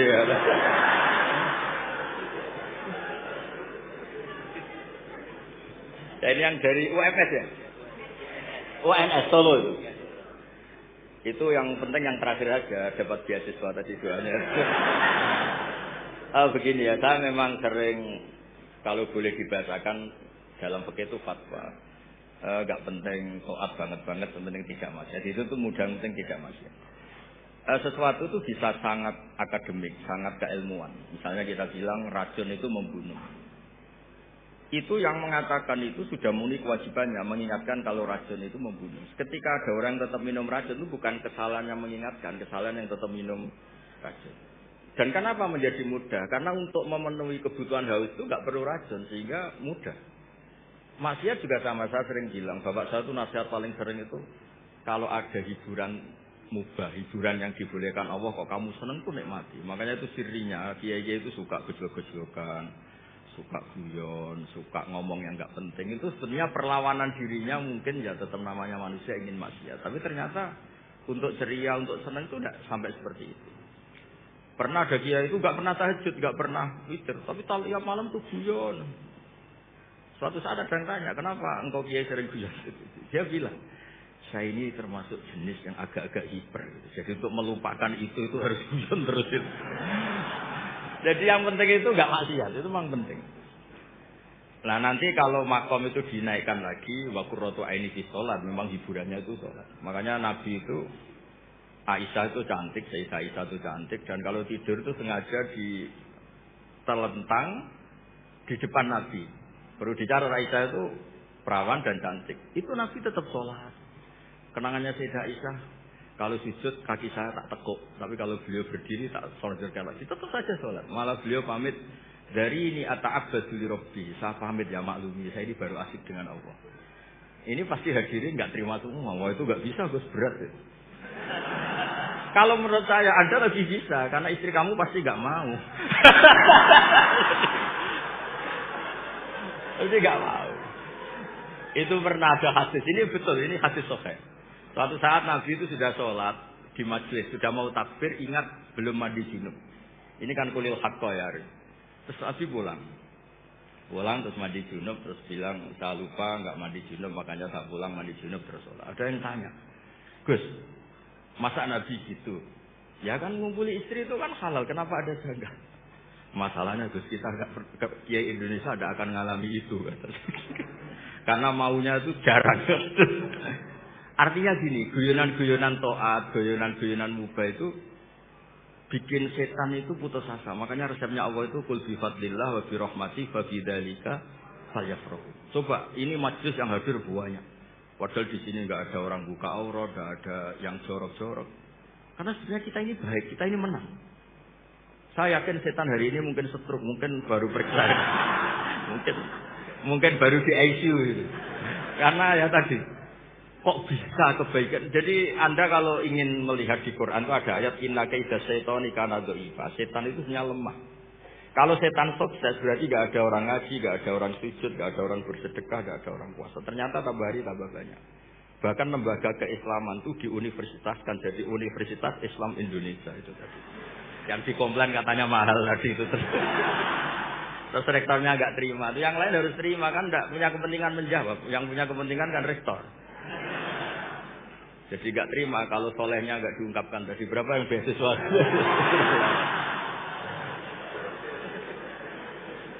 Saya punya riwayat hadis. Abi Quraisy pasti tahu. Ada kata-kata gini di beberapa kitab-kitab hadis, tapi model kitab hadis yang model wali. Karangannya Abu Nu'aim Al-Asfihani. Hadis itu kan ada Bukhari, Muslim, ada hadis yang tiba kayak Abu Nu'aim. Termasuk muhaddis besar. Laisa sayun asyadda ala iblis wa junudihi minas sayatin wala aktsara li bukaihim min ayyara musliman sajidan. Tidak ada sesuatu yang bikin iblis itu nangis, bikin iblis itu susah dibanding atau daripada melihat orang-orang Islam itu bersujud. Jadi sebetulnya kekalahan iblis itu berkali-kali. Orang masih ingin memahami Quran, termasuk yang dari Sulawesi tadi, orang ingin masih punya kiai yang baik, tidak misoh-misoh. Ya harus dimulai dari memilih kiai yang baik. Kita ini kan wong salah pilih kok marah-marah sendiri. Kan repot itu. Makanya kalau istri Anda sering marah-marah itu yang salah istrinya apa pilihan Anda coba?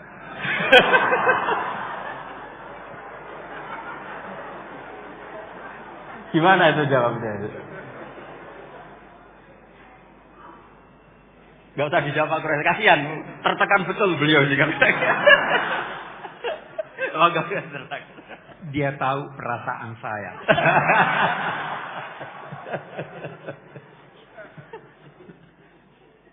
Sudah terjawab semua, apa lagi yang dijawab? Oke, saya berbicara secara umum. Yang pertama dulu. Agama ini intinya adalah akhlak. Nabi diutus untuk menyempurnakan akhlak. Akhlak terhadap Tuhan, akhlak terhadap manusia, akhlak terhadap binatang, akhlak terhadap air. Saya tidak buka ini. Saya berdua dengan Gus Baha. Karena kalau sudah terbuka akan dibuang. Kita harus punya akhlak terhadap air. Ya kan? Ya. Jadi inti agama ini akhlak. Yang kedua,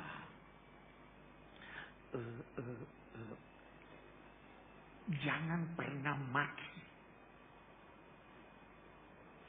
Jelas Al-Quran. Wala tasubbul ladzina yad'una min dunillah fayasubbullaha adwan bighayri. Jangan maki. Itu satu. Jadi kalau memang dia ustadz atau kiai, dia tidak bakal mati. Itu yang kedua. Tadi salah pilih gitu. Nah, iya. Jadi artinya, yang ketiga, yang saya ingin katakan, jangan karena berbeda lantas saling menghujat. Bisa jadi perbedaan itu memang dikehendaki Tuhan. Ada perbedaan yang dikehendaki Tuhan. Apa itu? Walau sya'allahu la ja'alakum ummatan wahidah. Kalau Tuhan mau semuanya. Tuhan memang mau kita berbeda. Karena kita tidak bisa hidup tanpa berbeda. Nah, Quran mau kita berbeda. Salah satu sebab perbedaan adalah Quran. Karena penafsirannya bisa berbeda. Saya beri contoh. Wudu disuruh basuh kepala. Iya. Apa itu kepala? Apa itu kepala? Sudah beda-beda. Sedikit. Oke. Kita baca itu ayat.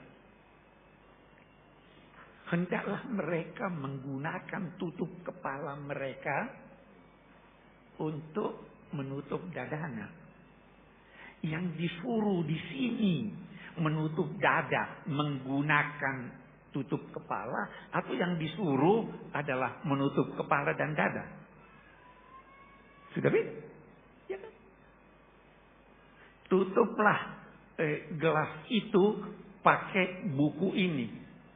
Buku bukan buat menutup, tetapi gunakan itu. Itu yang menjadikan orang beda nanti. Ya toh?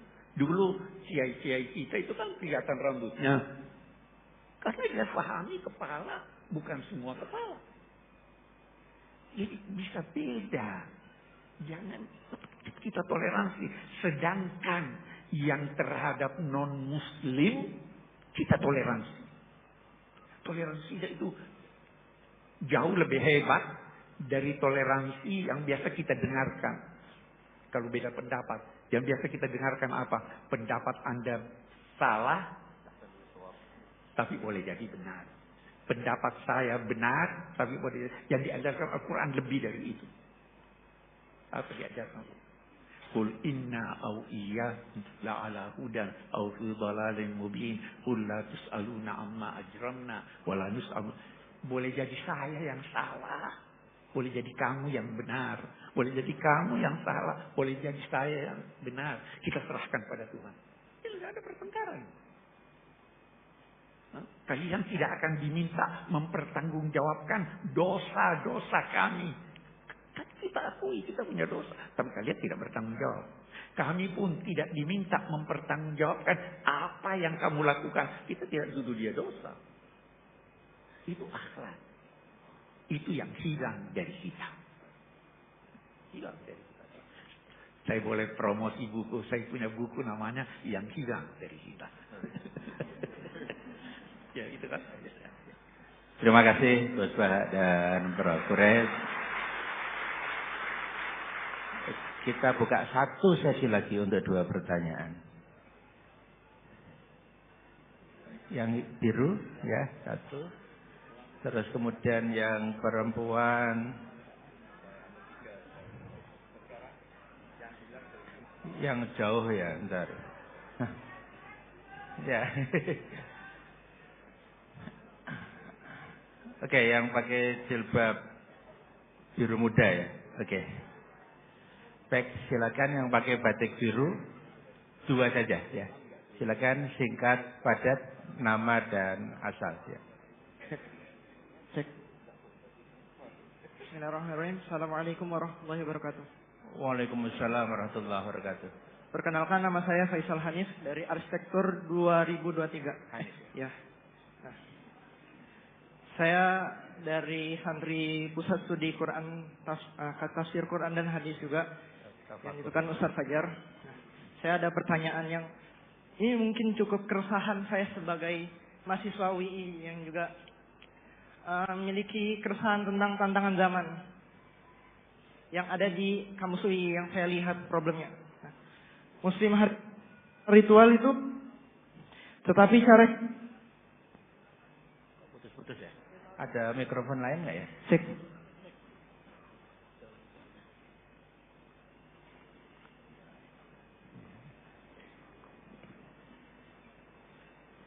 Muslim hari ini secara ritual bertauhid, tetapi cara hidupnya menggunakan moral sekular dan pragmatis.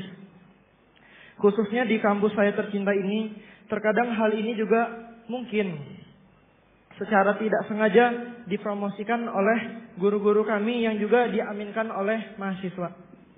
Nah, saya takut bila saja UI itu hanya menjadikan Islam sebatas nama saja.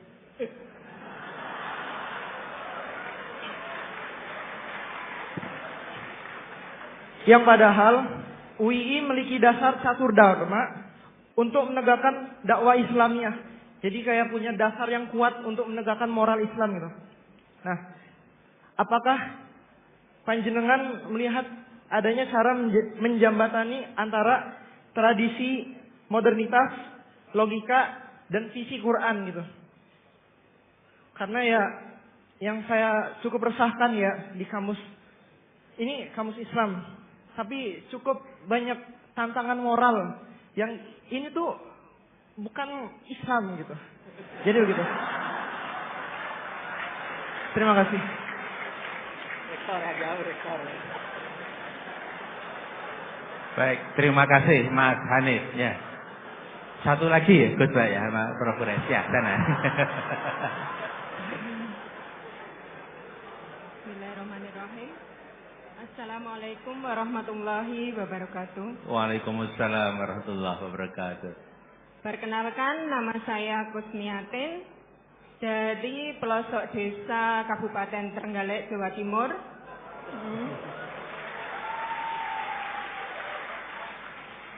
Alhamdulillah pada hari ini saya mendapat kesempatan untuk bisa bertemu dengan Gus Bah dan Prof. Quraish Shihab. Lantaran anak saya dua-duanya kuliah di sini dan bekerja di sini.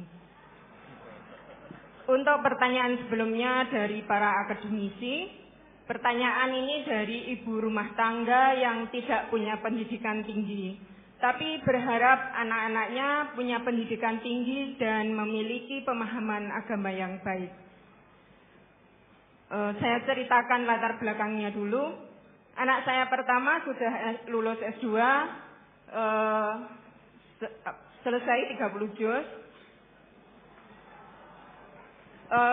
Dengan mudah dididik. Kemudian anak yang kedua laki-laki, justru di saat saya sudah mulai memiliki pemahaman bagaimana mendidik anak dengan baik, tapi justru setelah kuliah dia tidak mau menghafal Al-Quran, dan itu membuat saya selalu bersedih.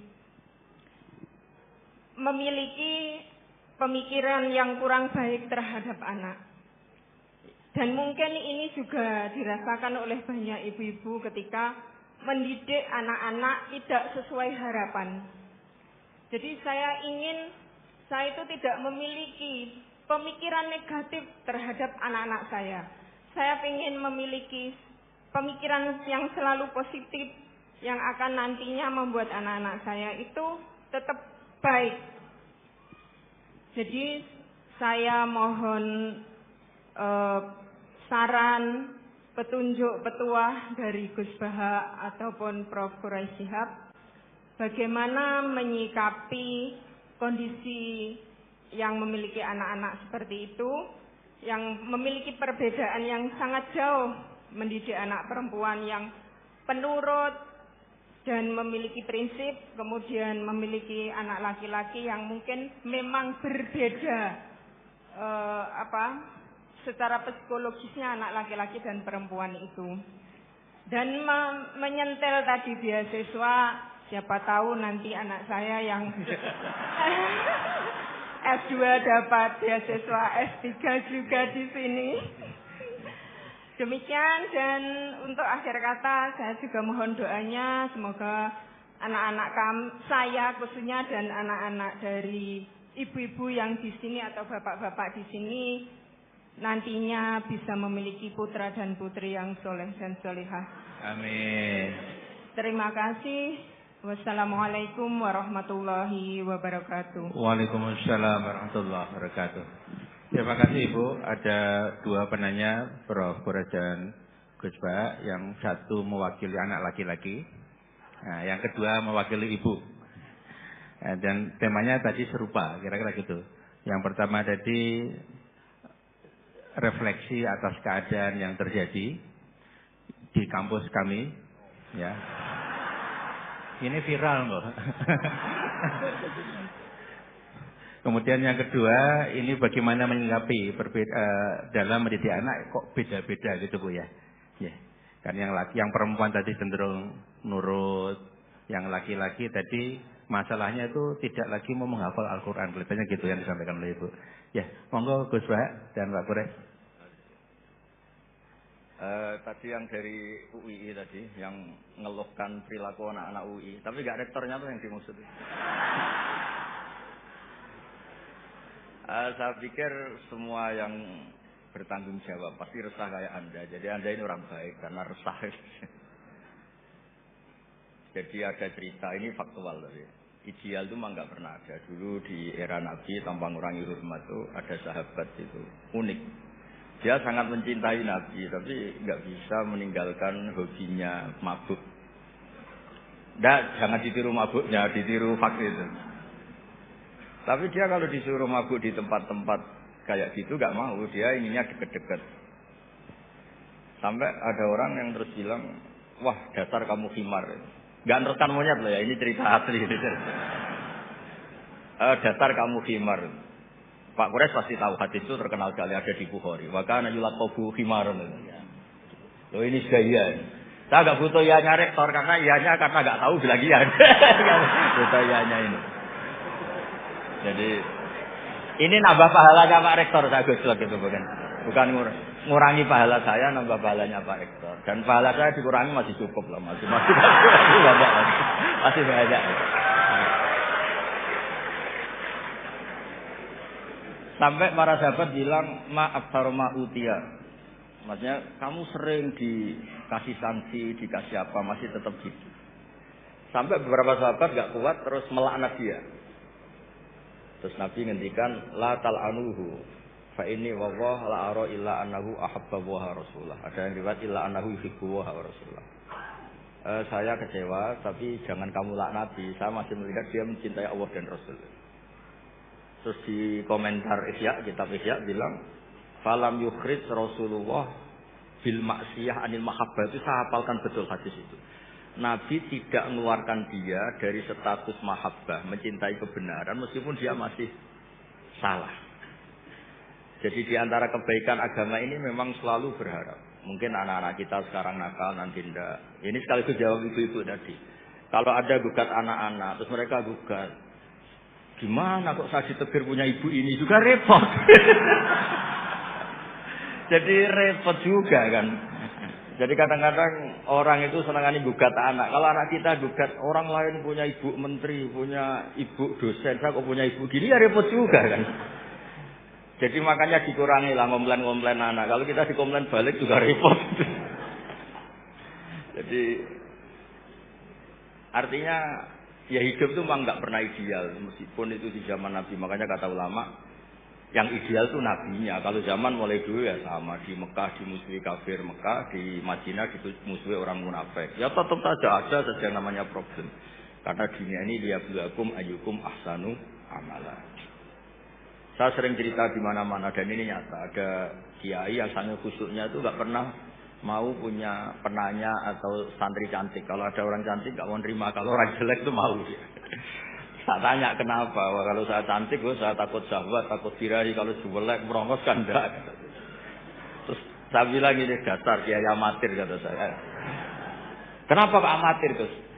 Kalau melihat perempuan cantik itu dosa karena birahi, menghina perempuan jelek ya dosa karena menghina. Sama-sama dosa. Ada juga kiai itu yang berteman terus sama orang kecil. Takutnya kalau berteman orang kaya itu sama. Ternyata apa? Gara-gara berteman orang kecil mainnya suruh saja. Nyuruh-nyuruh terus. Akhirnya dosa kamu istibat, menghambakan orang lain, memperbudak orang lain. Jadi sama, punya problem semua.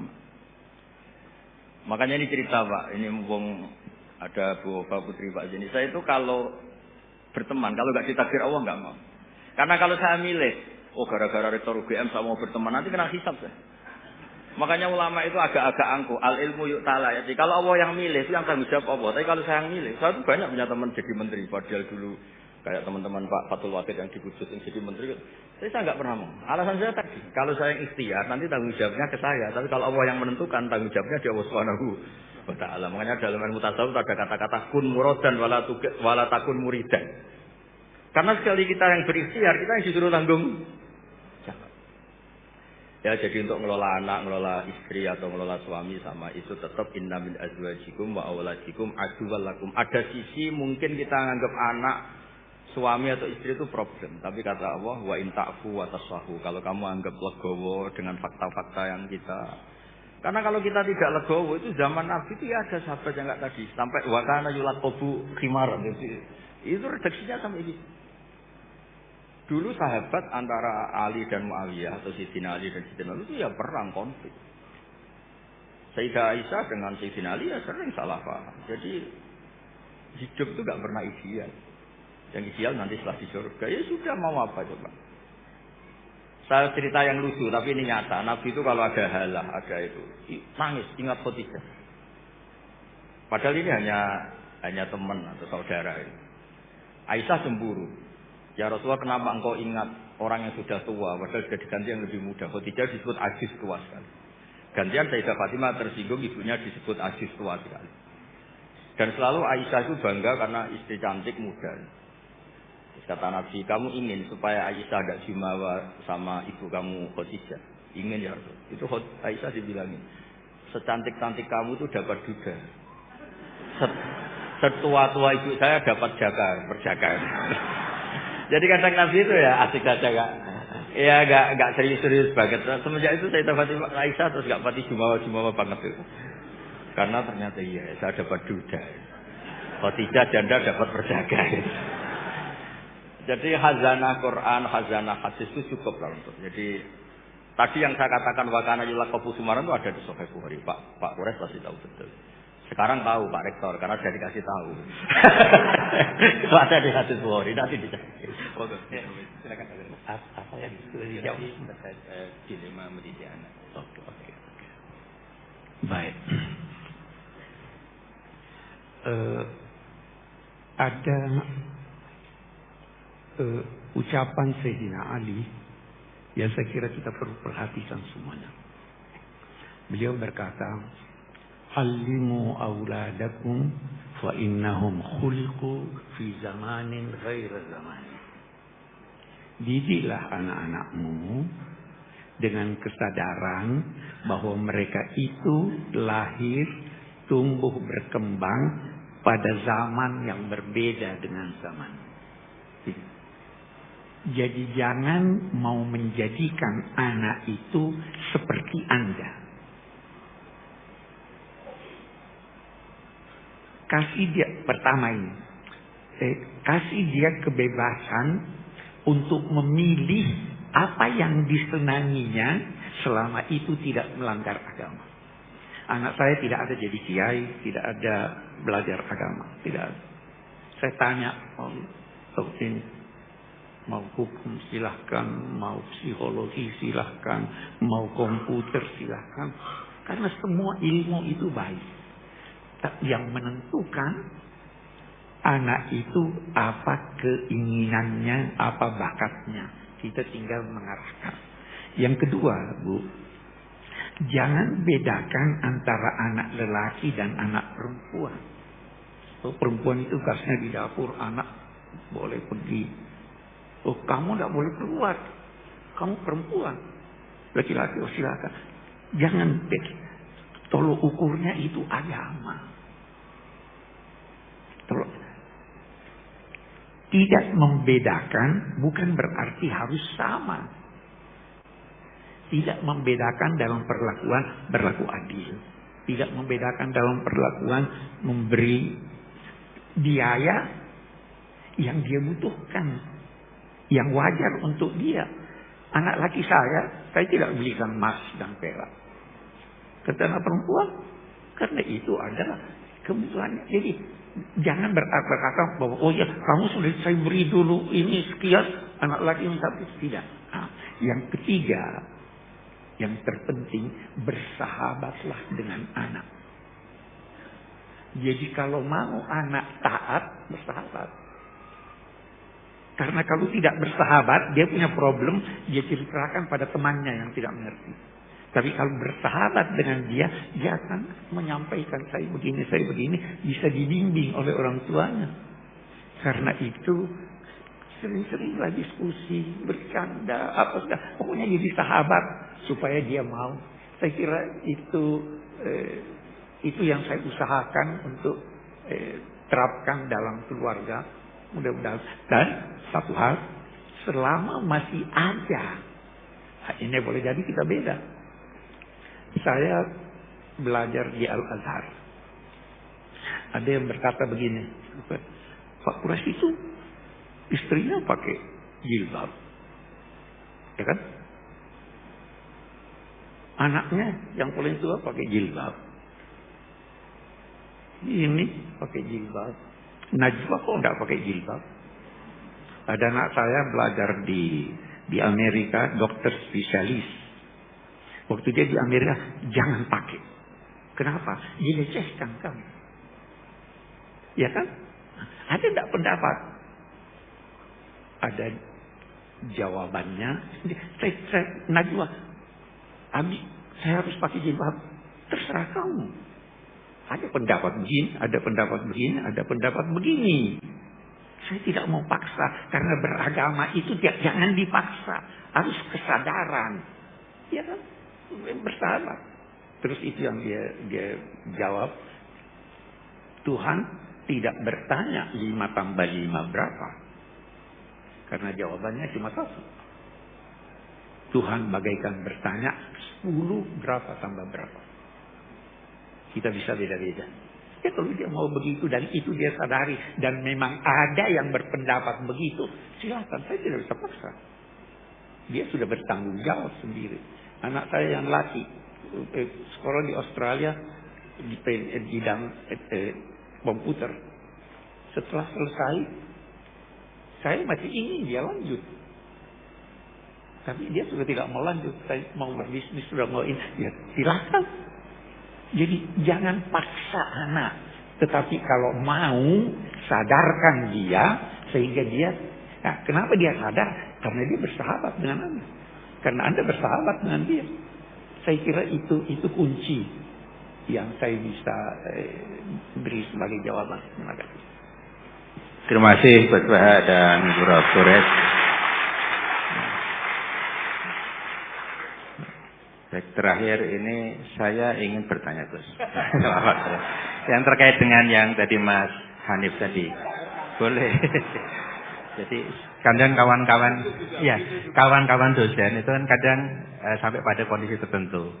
Kok masih ada mahasiswa yang gini ya, kira-kira gitu. Kemudian saya jawab gini. Wong sudah diminta pesantrenisasi, ada pelatihan macam-macam, masih ada yang kelewat. Apalagi tidak, gitu. Supaya teman-teman itu tidak merasa tidak bermakna, tidak bermanfaat.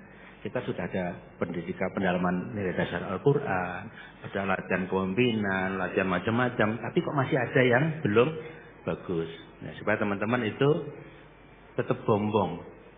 Nah, kalau saya langsung, kita yang salah kan jadi masalah. Nah, menurut Gus Brak sama Pak Kures bagaimana? Pertanyaannya seperti itu. Curhatnya diterima. Oke, curhatnya diterima Ibu Bapak. Terima kasih. Baik Bapak, alhamdulillah kita selama 2 jam, hampir 2 jam sudah ngaji bersama. Banyak hal yang kita dapatkan.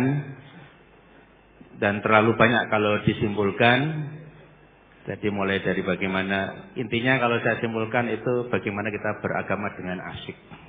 Nah, dengan bahagia, menjalankan yang fardu ain, kemudian menjaga keseimbangan. Terakhir tadi terkait dengan bagaimana mendidik anak. Itu tadi bahwa anak kita diciptakan bukan untuk zaman kita, tapi untuk zaman mereka masing-masing. Bapak, terima kasih untuk perhatiannya, terima kasih untuk kebersamaannya.